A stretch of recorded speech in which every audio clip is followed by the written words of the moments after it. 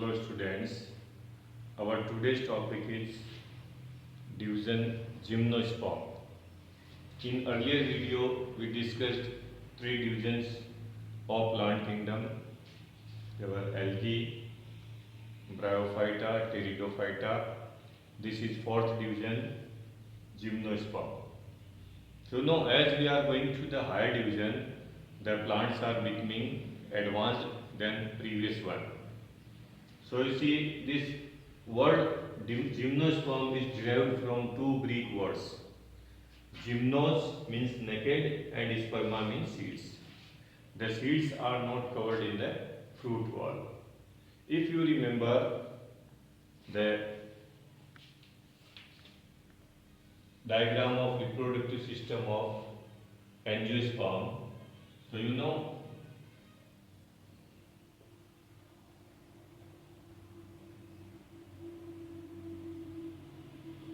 this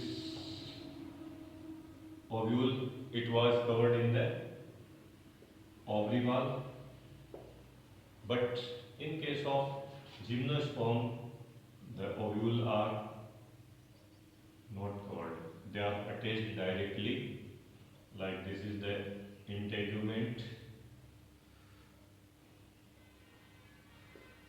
here these are the integuments.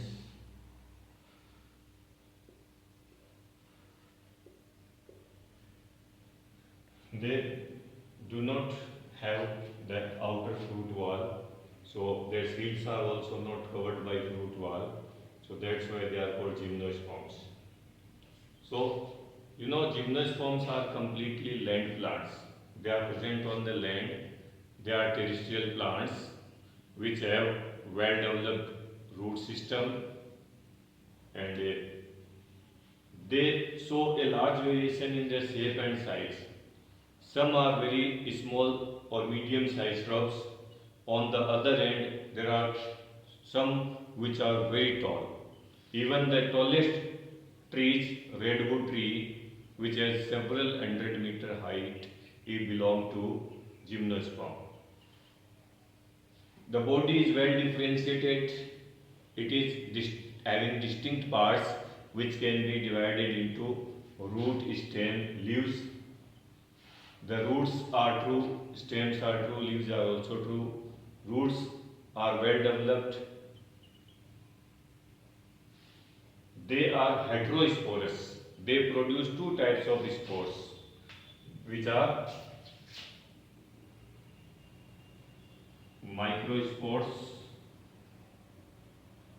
and megaspores.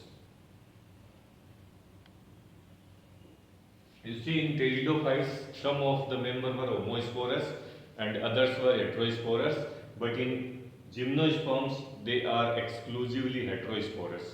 Means they produce two types of spores, microspore and megaspores, and these spores are produced in specialized leaves.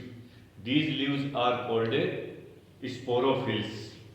The leaves which possesses spores or which produces spores are called sporophylls, and the spores are produced in sporangia, the structure which are responsible for production of spore in it is called sporangia. So a large number of sporangia or sporangiophores are attached on sporophylls. There is a cluster of sporangia and they produce a large number of spores.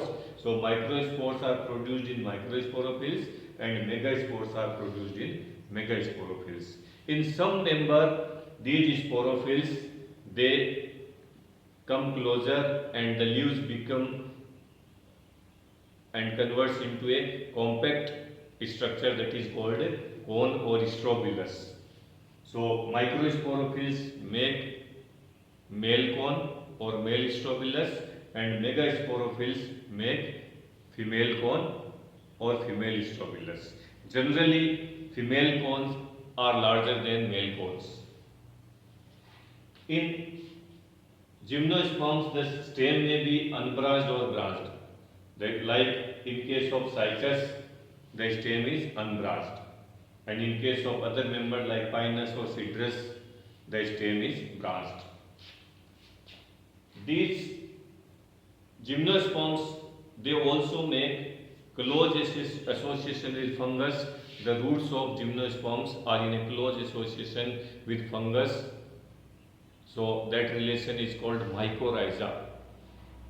The association of roots of gymnosperm and a fungi is called mycorrhiza. It is a mutualism because both benefit each other. Fungus provide nutrients, it decomposes the organic matter present in the soil, it provides nutrients, it also increases water holding capacity, and plant provides shelter and food to the fungus. And in some cases, like in case of cycas, the roots also make a symbiotic association with some nitrogen fixing bacteria. Such roots are known as coralloid roots. It is present in gymnosperm only. The leaves of the gymnosperm may be simple. Simple, if the leaf has only one leaf blade. Such leaves are called simple leaves.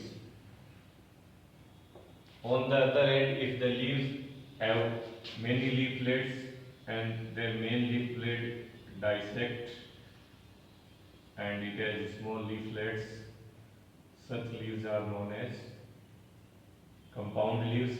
This is pinnately compound leaf.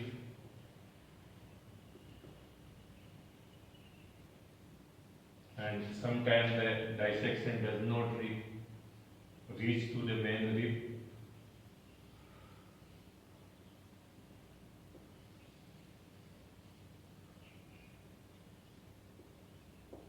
Which are called permanently compound leaves. So they may be having simple leaves or compound leaves, and their leaves are also having adaptation to withstand the xerophytic condition. The leaves, they become needle-like, thin, so this reduces the surface area of leaf and hence reduces the transpiration, loss of water in the form of vapor. And the leaves also have a thick layer of cuticle that is impervious to water, and the leaf also have stomata which are of sunken type, which are present deep inside the leaf. Like if these stomata are present, they are superficial, but in such leaves the stomata are present like this.